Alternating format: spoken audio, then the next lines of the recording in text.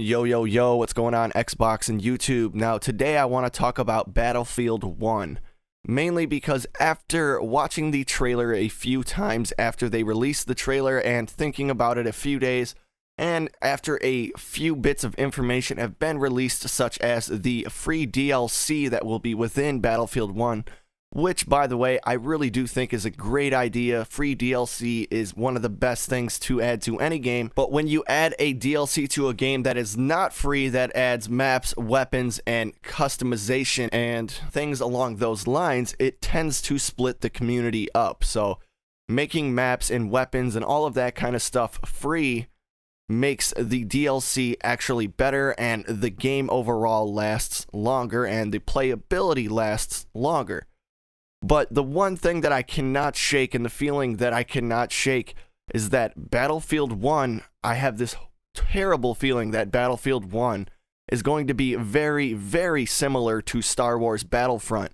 Now, not just because the people at DICE have actually said this themselves, but just based off of the trailer and watching it a few times over, a lot of it seems very edited and almost too edited, to the point where I believe a lot of the editing that you are seeing within the reveal trailer is actually battle pickups, like something very similar to when Star Wars Battlefront does the thing where you can get into the AT-AT or the AT-STs, or basically any vehicle or power pickup within Star Wars Battlefront is basically just on the map. There's nothing you really have to do to unlock it. You basically just have to get lucky and find it on the map.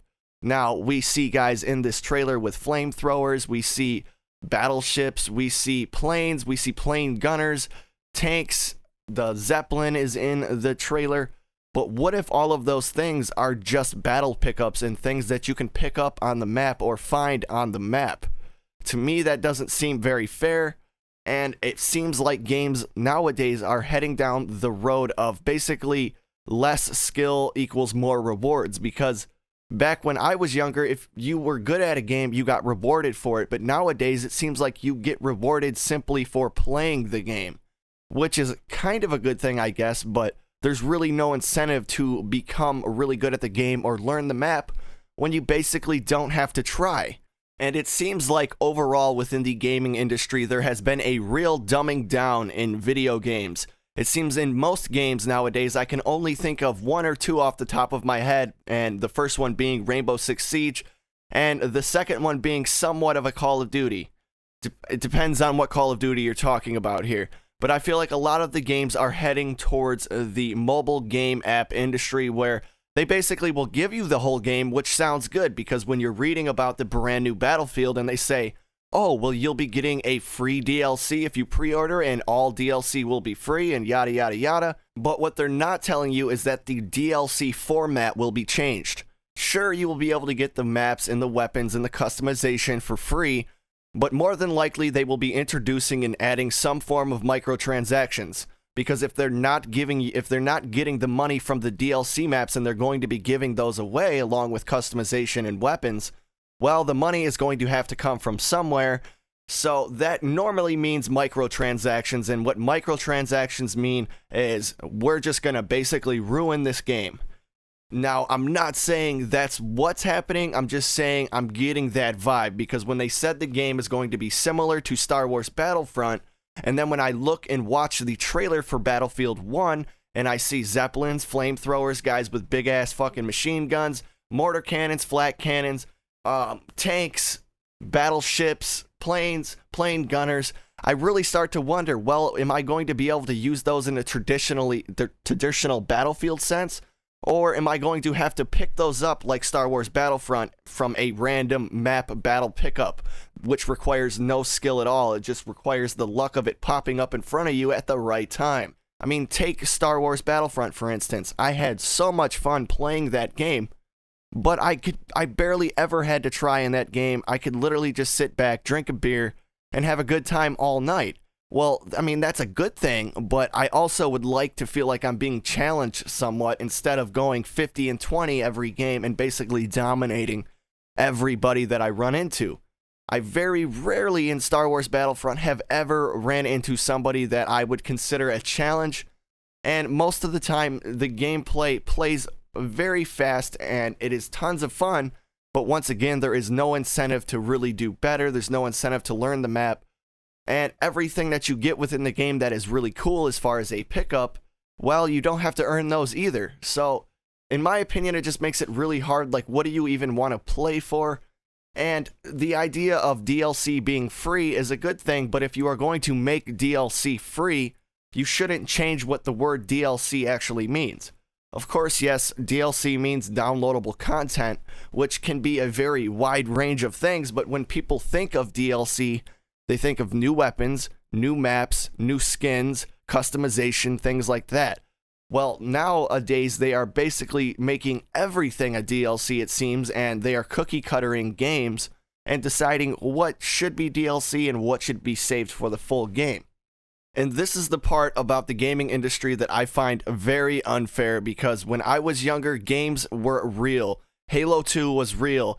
Rainbow Six Black Arrow was real. The DLC that came with it was fucking amazing, and you barely had to pay anything. And the part I really don't like is just the distrust. You know, if your game is good, you should have no problem telling us all about it.